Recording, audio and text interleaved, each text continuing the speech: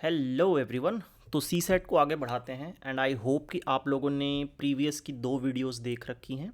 ठीक है, एक तो उसमें इंट्रोडक्शन था और बाकी की दो वीडियोस में जिसमें हमने कॉम्प्रहेंशन स्टार्ट किया था उसमें हमने कीवर्ड्स एक्सप्लोर किए थे, माइंडसेट डेवलप किया था और कैसे एक्चुअल में सी सेट के क्वेश्चंस को अप्रोच करना है। सी सेट मतलब कॉम्प्रहेंशन के क्वेश्चंस को कैसे अप्रोच करना है उसके बारे में हमने डिस्कस किया था। तो आज मैं शुरू के 2 4 5 मिनट में आपका थोड़ा सा टाइम लूँगा और आपसे बात करूँगा कि जो सी सेट कॉम्प्रहेंशन है ना उसकी सबसे बड़ी प्रॉब्लम क्या है। देखो, सी सेट कॉम्प्रहेंशन की सबसे बड़ी प्रॉब्लम ये है कि आप जब कोई मिस्टेक करते हो, right, you don't have anything to जज your mistake, you don't have anything to correct your mistake. Late से कोई स्टेटमेंट आपसे गलत हो गया, ठीक है, आपने मार दिया बी की जगह सी मार दिया, सी की जगह डी मार दिया। Now you don't have the method to check that कि यार ये गलत मारा तो ये गलत था तो क्यों गलत था, है ना, सही किस तरह पहुंचा जा सकता था। लेट से आप जीएस का क्वेश्चन कर रहे हो तो उसमें आपने लेट से कोई आर्टिकल गलत कर दिया, कोई कमिटी की रिकमेंडेशन गलत कर दी, कुछ भी गलत कर दिया तो आप उसका जाके फैक्चुअल चेक कर सकते हो, राइट। सी सेट में आप लॉजिकल रीजनिंग कर रहे हो, मैथ कर रहे हो तो उसको जाके आप चेक कर सकते हो। लेकिन जब आप सी सेट में कॉम्प्रहेंशन करते हो तब आपके पास कोई फ्रेमवर्क नहीं होता अपने मिस्टेक्स को जज करने का। सबसे बड़ी प्रॉब्लम यही है, ठीक है। और मैं ये मानता हूँ कि सबके पास कैपेबिलिटी है इस जजमेंट के फ्रेमवर्क को डेवलप करने की, but it will take a lot of time, it will take a lot of effort. So आज के वीडियो में जब मैं आपसे 6 7 क्वेश्चंस डिस्कस करूँगा तो हम सिर्फ ये नहीं डिस्कस करेंगे कि देखो ये सही ऑप्शन है और आपको यहाँ तक पहुँच जाना चाहिए था। हम ये डिस्कस करेंगे कि अगर किसी बच्चे ने कमेंट में गलत आंसर डाल दिया है ना, 5 का ए है उसने 5 का बी डाल दिया, अब उसको ये पता होना चाहिए कि जो 5 का बी था वो गलत क्यों था, मैंने ऐसा क्या सोचा जिसकी वजह से गलत हुआ और ऐसा क्या सोचा जा सकता था कि जिसकी वजह से वो सही हो जाए, ठीक है। और सी सेट को सॉल्व करने का यही एक तरीका है। आप कितनी भी ट्रिक सीख लो, आप कितने भी आइडियाज़ मतलब जाके देख लो, शॉर्टकट्स देख लो, एक्सट्रीम स्टेटमेंट वाले बुलशिट देख लो, it will never be enough for you to remove your fear related to CSAT comprehension. अगर आपको अपना फियर रिमूव करना है तो आपको वो माइंड सेट डेवलप करना होगा। You have to think the way I am thinking and the way I am teaching you to think and we will develop this together, ठीक है। सो आज के वीडियो में मैं कीवर्ड्स ख़त्म कर दूंगा, जितने भी कीवर्ड्स हमें समझने थे, क्रक्स, मेन, थीम, एजम्पशन, ये वो सारी चीज़ें हमने पढ़ रखी है पिछले दो वीडियोज़ में भी। आज भी मैं आपको कीवर्ड्स कराऊंगा और आज ये वाला फ्रेमवर्क डिस्कस करेंगे और हम सी सेट को अलविदा कहेंगे। अब आगे जो भी वीडियोस आएंगी उसमें क्वेश्चन प्रैक्टिस और वापस से माइंड सेट रीवायरिंग होगा, ठीक है। चलो, सो आई होप मैंने आपका थोड़ा टाइम ले लिया but it was necessary. Start करते हैं आज से। आज का सबसे पहले मैं आपको पढ़ाऊंगा एजम्पशन कि जो एजम्पशन वाले क्वेश्चंस हैं उनको कैसे सॉल्व करना है, ठीक है। थोड़ा सा रिवीजन करेंगे, जो हमने crux, main theme, critical message ये सब देखा हुआ है उसके क्वेश्चंस एक दो रिवाइज करेंगे और इसके बाद हम बिल्कुल फ्री हैंड होके कोई भी पेपर उठा के सॉल्व कर सकते हैं, ठीक है। इसके बाद कुछ बचेगा नहीं बचाने को। और कंक्लूजन के बारे में पढ़ेंगे, conclusion is a keyword also, ठीक है। उसके बाद हम क्वेश्चंस करेंगे 6 7, वो फ्रेमवर्क सीखेंगे and you will be done. है डन मतलब कि मेरी तरफ से डन। क्वेश्चंस अभी साथ में करना है, आगे 2 4 और वीडियोज़ में डालूंगा, ठीक है। चलो स्टार्ट करते हैं। आज हमें क्या पढ़ना है। आप आई होप कि अगर आप ये रीडिंग कॉम्प्रहेंशन का नोट्स आपके पास है तो आपने कम से कम ये चीज़ें 10 बार पढ़ी होंगी कि हमें रिमूव करना है रॉन्ग स्टेटमेंट को, हमें तब जाके करेक्ट चारों ऑप्शन पढ़ना है, तब जाके अपने दिमाग लगाना शुरू करना है वगैरह वगैरह, ठीक है। चलो, अब जो ये ट्रिक्स हैं, एलिमिनेशन ट्रिक्स, इनको मैं ऑप्शन के थ्रू आपको एक्सप्लेन करते रहूँगा, ठीक है। तो आज हम पहले कीवर्ड्स के बारे में पहले हल्का सा समझते हैं, ठीक है। सबसे पहला कीवर्ड है, अब देखो ये सब हम मेन थीम, क्रक्स ये सब पढ़ चुके हैं, ठीक है। उस दिन हमने इन्फ्रेंस, कंक्लूजन और ये सब भी पढ़ लिया था, ठीक है। आज हम सॉरी कंक्लूजन नहीं पढ़ा था, इन्फ्रेंस और इम्प्लाइड वाला पढ़ लिया था। आज हम कंक्लूजन के बारे में पढ़ेंगे, ठीक है। तो कंक्लूजन क्या होता है। कंक्लूजन होता है to prove idea and judgement and point of view of author in the end mostly mentioned in the passage itself, वो होता है कंक्लूजन। मतलब कि पूरे पैसेज में उसने जिस चीज़ के बारे में बात करी, जिस चीज़ के बारे में उसने प्रूफ इकट्ठा किए, जिस चीज़ के बारे में उसने डायरेक्शन दिए, उसको लास्ट में कंक्लूड करना है और वो मेनली जो होगा वो आपका पैसेज में ही मेंशन होगा, ठीक है। देखो अब आपको लगेगा कि क्रक्स और कंक्लूजन बहुत क्लोज लग रहे हैं, पॉइंट इज ट्रू, बट जब आप क्रक्स के क्वेश्चंस देखोगे तो उसमें ऐसा होगा कि जब आप क्रक्स निकाल रहे होगे तो उसमें ऐसा होगा कि बहुत सारी चीज़ें पैसेज में दी होंगी, प्लस थोड़ा सा आपको अपना भी दिमाग हल्का सा लगाना पड़ेगा, है ना। बट जो कंक्लूजन होगा that will be mostly based on the passage, मतलब बहुत ही थिन लाइन है क्रक्स और कंक्लूजन में, but with the practice with the question you will see the difference in these, ठीक है। कंक्लूजन क्या होता है? Conclusion is a position, opinion और जजमेंट। देखो कंक्लूजन है पोजीशन, ओपिनियन, मतलब वो आप किस चीज़ को मतलब वो किस चीज़ पे पोजीशन ले रहा है, किस चीज़ पे अपने आर्गुमेंट को दे रहा है, किस चीज़ पे अपने आप को स्टैब्लिश करने की कोशिश कर रहा है, ठीक है। अब it is mentioned in the passage, ये चीज़ आपको ध्यान देनी है, ठीक है। चलो, conclusion is given by author. Crux जो है तुम्हें ढूंढना पड़ता था, है ना। क्रक्स जो है कि जो पैसेज में चीज़ें दी हुई हैं उसको, उस थ्रेड को कनेक्ट करके आपको क्रक्स निकालना पड़ता था, लेकिन जो कंक्लूजन है वो ऑथर खुद देगा, मतलब देयर फॉर करके दे देगा, या ऐसे बोल देगा दस, इट मीन्स, कॉन्सिक्वेंसली, इस तरह की चीज़ें दिखेंगी आपको, ठीक है, समझ आएगा। चलो, उसके बाद कंक्लूजन के बाद एक और चीज़ हमें पढ़नी है, वो है एजम्पशन, ठीक है। देखो एजम्पशन क्या होता है, वो कंक्लूजन का प्रीरिक्विजिट होता है। अगर आपसे पूछा कि how what are the assumption made by author in following passage, तो सबसे पहले आपको उसका कंक्लूजन समझना पड़ेगा कि अच्छा यार ये कंक्लूड क्या किया है, बात किस बारे में की, प्रेमाइस क्या है। फिर उस कंक्लूजन को सपोर्ट करने के लिए आप अपने एजम्पशंस को दे सकते हो, ठीक है। क्वेश्चन में समझ आएगा बिल्कुल, अभी बस आप एक थ्योरी पढ़ो, इस पे वापस आएंगे, ठीक है। तो अगर हम एजम्पशन, कंक्लूजन और इन्फ्रेंस को वो करें, समराइज करें, तो क्या हो सकता है कि जो एजम्पशन होगा that will form the basis of your conclusion, plus कुछ अदर चीज़ें रहेंगी। उसके बाद आप कुछ अंडरस्टैंड करोगे, उसको रीऑर्डर करोगे, उसको समझोगे, उससे आपका इन्फ्रेंस डिराइव होगा, ठीक है। So assumption is prerequisite of your conclusion, फिर जो आपकी अंडरस्टैंडिंग होगी उससे आप इन्फ्रेंस डिराइव करोगे। इन्फ्रेंस हम कल पढ़ चुके हैं, आज भी पढ़ेंगे, ठीक है। तो जब आपको कंक्लूजन निकालना है तो कोई भी गेस वर्क नहीं करना है आपको, है ना। क्रक्स निकालना है तो कोई भी गेस वर्क नहीं करना है, इन्फ्रेंस निकालना है तो कोई भी गेस वर्क नहीं करना है। लेकिन जब आप एजम्पशन करते हो, राइट, तो एजम्पशंस क्या होते हैं कि दे आर इनडायरेक्टली मेंशन्ड, है ना, डायरेक्ट नहीं दिया होगा, थोड़ा सा आपको समझना पड़ेगा कि उसके बीच में कुछ, ऑल दो जो भी एजम्पशन होगा वो बाउंड्री के भीतर ही होगा, मतलब जो पैसेज की बाउंड्री है उसके भीतर अनस्टेटेड स्टेटमेंट हो सकता है। अभी ये भीतर अंदर क्या है सब समझ आएगा, बस अभी सुनते जाओ, ठीक है। गेस वर्क करना पड़ेगा थोड़ा सा, that we have to do. Author का प्री कंसीव्ड नोशन, मतलब कि ऑथर जब पैसेज लिखना शुरू किया होगा तो उसने दिमाग में क्या क्या सोचा होगा, है ना, उस पैसेज के फ्रेमवर्क में, वो चीज़ हमें फाइंड आउट करनी है when we are asked about assumptions, ठीक है। अनस्टेटेड होगा, कहीं बोला नहीं होगा, ठीक है। It comes from a belief system, है ना, कि ऑथर क्या बिलीव करता है, उसका बिलीफ सिस्टम कहाँ पे है, वो उसका एजम्पशन होगा, ठीक है। चलो, एजम्पशन पैसेज से रिलेवेंट होना चाहिए, बार बार मैं सेम चीज़ बोल रहा हूँ, ठीक है। Assumptions are general statement, they strengthen and support the conclusion, है ना। एजम्पशन जो है अपने कंक्लूजन और को सपोर्ट और स्ट्रेंथ करना चाहिए, उसको अंडरमाइन ना करे, ठीक है। ये चीज़ आपको ध्यान रखनी है, ठीक है।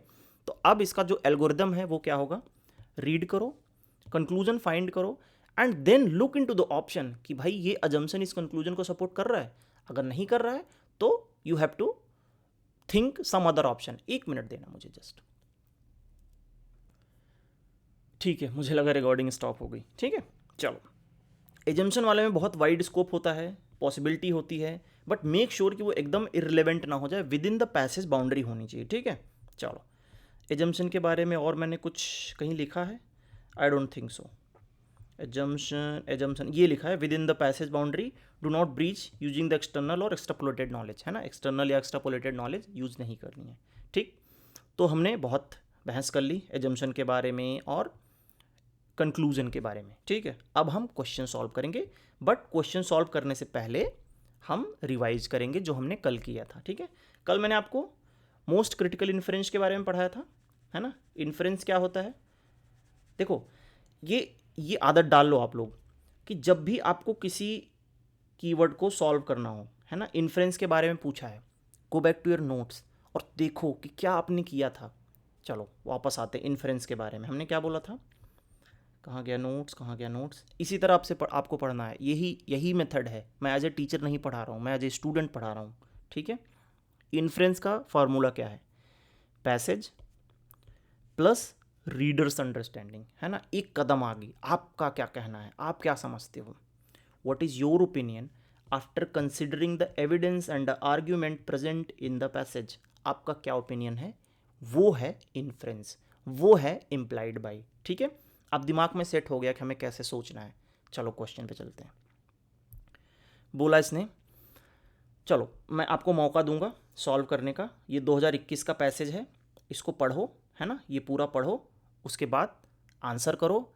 बेशक गलत कर दो बट आंसर ज़रूर करो, क्योंकि यही तरीका है जो आपको लर्न करने में मदद करेगा। क्योंकि जब आप गलत करोगे ना, फिर आपके दिमाग में मैं वो चीज़ इनग्रेन करूँगा कि भाई ये चीज़ आपको गलत नहीं करनी थी, आपने गलत कर दिया, अब इसको लर्न कैसे करेंगे।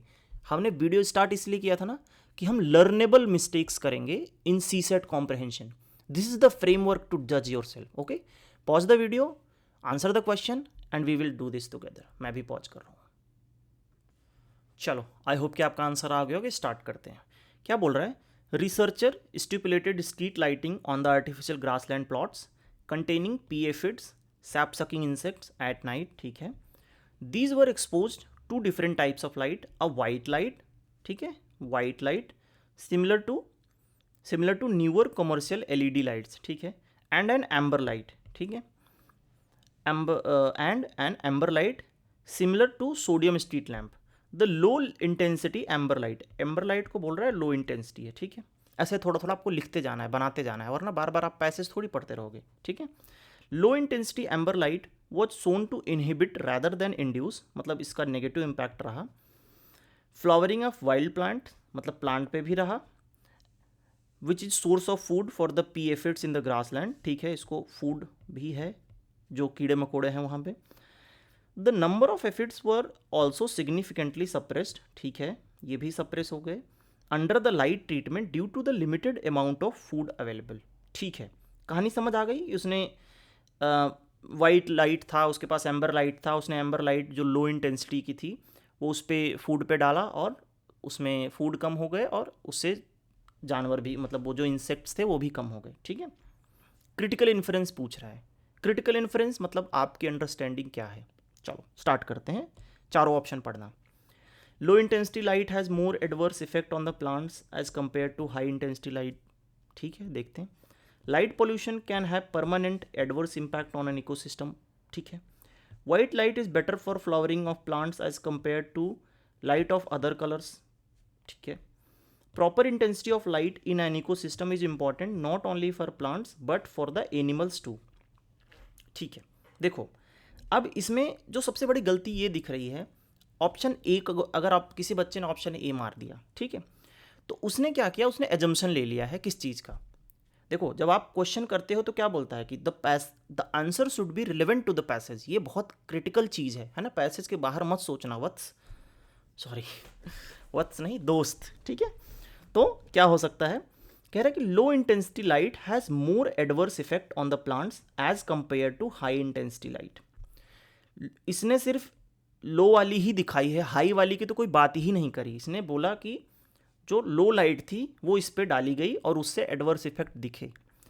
अब मुझे नहीं पता कि हाई वाली से क्या होगा, तो मैं इसको गलत मानूंगा। कोई कंपैरिजन है, if it is not given it is false for us, हम नहीं मानेंगे इसको, ठीक है। ये गलत काट दिया। कह रहा light pollution can have permanent adverse effect on an ecosystem. Simple statement लग रहा है, कोई इसमें गलत नहीं लग रहा है, बट अभी हम इसको सही नहीं मानेंगे जब तक हमने बाकियों को गलत नहीं काटा है, ठीक है। कह रहा white light is better for flowering of the plants as compare to the light of other colours. Same इसमें कंपेयर किया, जबकि डेटा सिर्फ एक लाइट का दिया हुआ है, गलत हो गया, ठीक है। कह रहा proper intensity of light of an ecosystem is important not only for plant but for animals too. सही लग रहा है, मुझे भी सही लग रहा है ये, ठीक है। अब देखो, अब इसमें जब आप ए, बी और डी में आपको फाइट करवानी है, ठीक है। अब बी और डी में फाइट इसलिए ऐसे भी करवानी है कि अब देखो, अब इसमें मैं आपको ट्रैप दिखाता हूँ क्या है। कह रहा proper intensity of light of an ecosystem is important not only for the plant but for the animals too. ठीक है, आपने ये चीज़ कहाँ से पता है कंक्लूड करी? आप ये बोल रहे हो कि जब हमने लाइट डाली तो प्लांट्स का इनहिबिट मतलब प्लांट्स का ग्रोथ कम हो गया और उसकी वजह से जो जानवर थे उनका ग्रोथ कम हो गया। तो आपको लगेगा कि यार अगर प्रॉपर इंटेंसिटी होती तो क्या होता कि हमारा इकोसिस्टम अच्छा होता, प्लांट्स भी सही होते और हमारे एनिमल्स भी सही होते। बट पॉइंट ये है ना कि आपको जब इन्फ्रेंस लेना है तो अपना भी दिमाग लगा के एक स्टेप आगे जाना है। ठीक है, इसमें इसने क्या किया है कि इसने जब वाइट लाइट डाली है तो उसका बैड इम्पैक्ट शो हुआ है प्लांट्स पे। ठीक है, और बैड इम्पैक्ट क्या होता है? Pollution, bad things, wrong things, right? This should be your understanding, not this one की proper intensity of light is important. क्योंकि यहाँ पे इसने ये शो नहीं किया कि देखो मैंने ये वाली इंटेंसिटी दी तो इकोसिस्टम ग्रो हो गया, ये नहीं कर रहा, ये तो आप खुद सोच रहे हो। इसने ये दिखाया है कि जब मैंने वाइट लाइट डाली लो इंटेंसिटी की तो प्लांट्स का ग्रोथ कम हो गया, पी एफिड्स उनके साथ जानवरों का भी कम हो गया क्योंकि वो उस पर डिपेंडेंट थे, राइट? तो ये पूरा गेम इसने बताया कि light can have a bad impact on the plants. This should be our conclusion, not this one. तो this will be the correct option. ठीक है, सो बी और डी में अगर आपने फाइट करी इसका मतलब आप 80% क्लोज हो, हल्का सा आपको और ट्यूनिंग चाहिए। चलो ठीक है, स्टार्ट करते हैं 2021 का नेक्स्ट क्वेश्चन। अच्छा, आज के मैं जितने भी मैंने लिए मैंने 2021 के लिए, क्योंकि अब क्वेश्चन सेलेक्ट नहीं करना, हम परिपक्व हो चुके हैं, हमें बस दिमाग लगाना है, क्वेश्चन सॉल्व करते जाना। चलो स्टार्ट करते हैं। चलो स्टार्ट नहीं करूँगा मैं, पहले मैं आपको मौका दूंगा पढ़ने का। अच्छा देखो 2021 का ये क्वेश्चन नंबर 2 है, तो अगर इसमें नहीं दिख रहा है तो जो नोट्स मिला हुआ है आपको मौका इस चैनल पे उठा लेना और सॉल्व करना क्वेश्चन। आलस नहीं करनी है, आंसर देना है, तभी सीखोगे। चलो पॉज कर रहा हूँ। ठीक है, आई होप कि आपका आंसर आ गया होगा। स्टार्ट करते हैं, एसी बंद कर दूँ। ठीक है, चलो क्या बोल रहा है इसमें? Approximately 80% of all flowering plant species are pollinated by animals. ठीक है, including birds and mammals, but main pollinators are insects. ठीक है, pollination is responsible for providing us with a wide variety of food as well as many plant derived medicine. At least 1/3 of the world's agriculture crops depend upon the pollination. Bees are the most dominant taxa when it comes to pollination, and they are the crucial to more than 400 crops. Pollination is the essential service that is the result of integrate relationship between plants, animals, and the reduction of loss either affect and the reduction or loss of either affects the survival of both. Effective pollination requires resources such as refuges of pristine natural vegetation. ठीक है, अगर आपको बोला जाए कि इसके इस statement के लिए एक लाइन लिखो तो आप क्या लिखोगे कि भैया ये बता रहा है कि पॉलिनेशन की वजह से काफ़ी चीज़ें चल रही हैं, और अगर आप चाहते हो कि पॉलिनेशन होता रहे तो पेड़ और जो जानवर पॉलिनेशन कर रहे हैं उन दोनों को ठीक रखो। ठीक, ये सिंपल कंक्लूजन है। अब बोल रहा है कि following assumptions have been made. चलो अजम्पशन की बात हो गई, चलते हैं अपने नोट्स पे, स्टार्ट करते हैं। एजम्पशन बताया कहाँ गया है?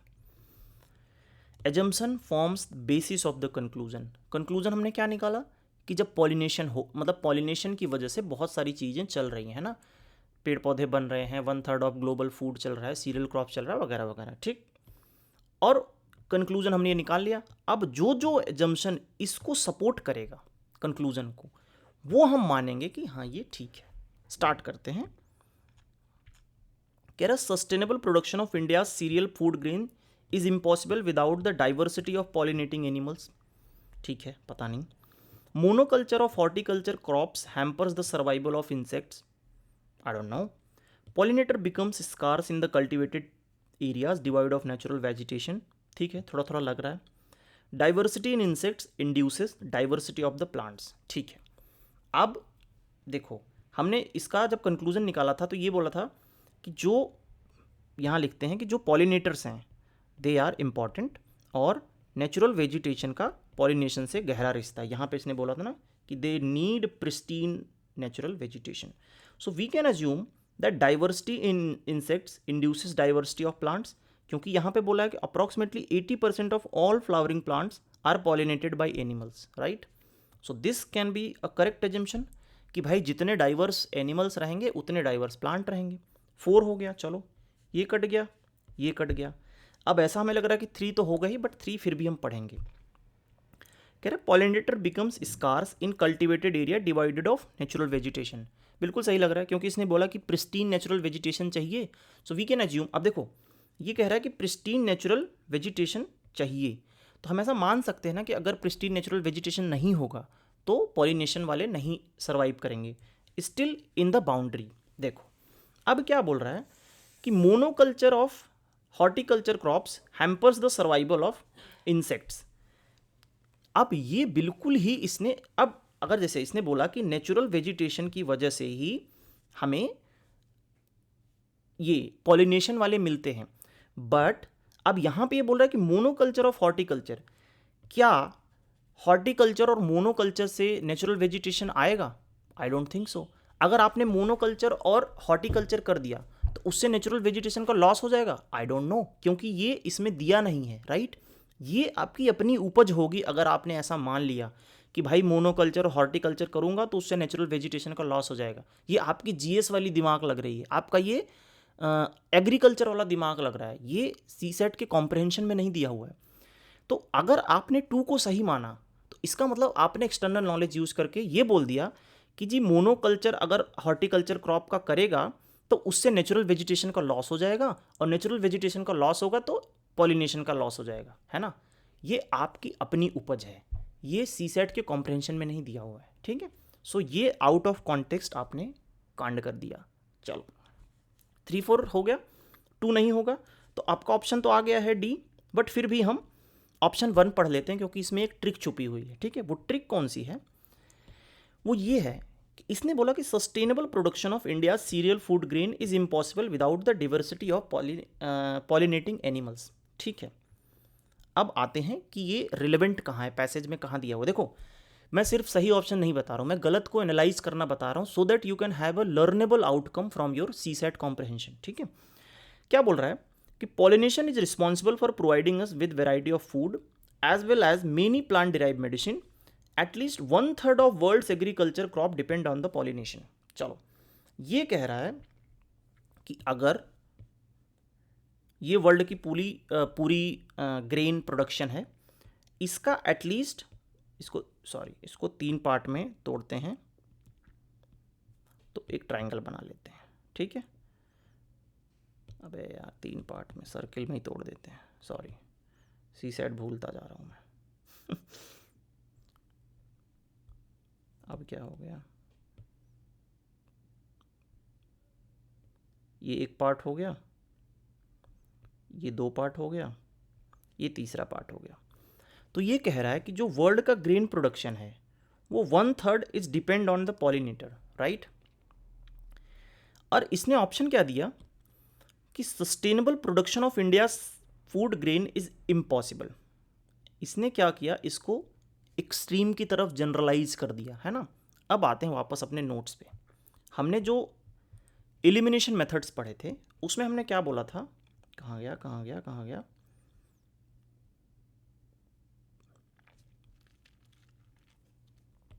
अगर कोई भी चीज़ एक्सट्रीम हो जाए ना तो थोड़ा ध्यान दो। जैसे हमने शुरू में पढ़ा था कि fertiliser used in organic farm are unsafe, that doesn't mean all the fertilisers are unsafe, and that doesn't mean all the organic farming is unsafe, right.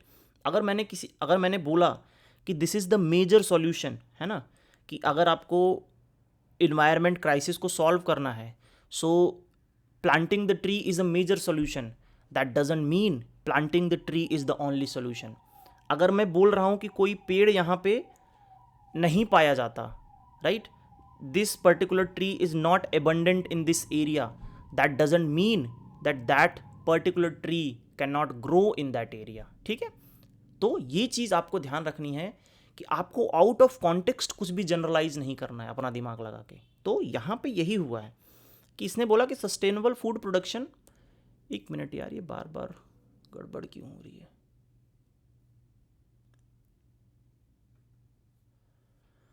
I think due to some reason my system is hanging और encoding में problem आ रही है. सो I hope कि हम यहाँ तक clear हैं कि हमें कुछ भी चीज़ आउट ऑफ कॉन्टेक्स्ट जनरलाइज नहीं करना है. सो इसलिए आपका ऑप्शन 1 भी गलत हो जाएगा. सो आपका option 3 and 4 will be the correct option to support this argument कि जो हमारा पॉलिनेशन है उसके बारे में जो अच्छी चीज़ें बताई गई वो 3 और 4 जो ऑप्शन है उसको एक्सप्लेन कर रहे हैं. ठीक है. सो ये वीडियो मैं यहीं पॉज कर रहा हूँ बिकॉज मुझे थोड़ा अपनी मशीन चेक करनी पड़ेगी कि why this is happening. But ये 2 क्वेश्चन हम कर चुके हैं, आगे 4 क्वेश्चन और है. तो अब हम सिर्फ क्वेश्चन पे ही ध्यान देंगे क्योंकि जो थ्योरी मैंने बतानी थी आपको बता दी. अब क्वेश्चंस में एलिमिनेशन ट्रिक्स सीखेंगे और एलिमिनेशन ट्रिक्स को और सॉलिडिफाई करते जाएंगे. ठीक है. So sorry, technical failure, can't help. See you in the next video. Bye.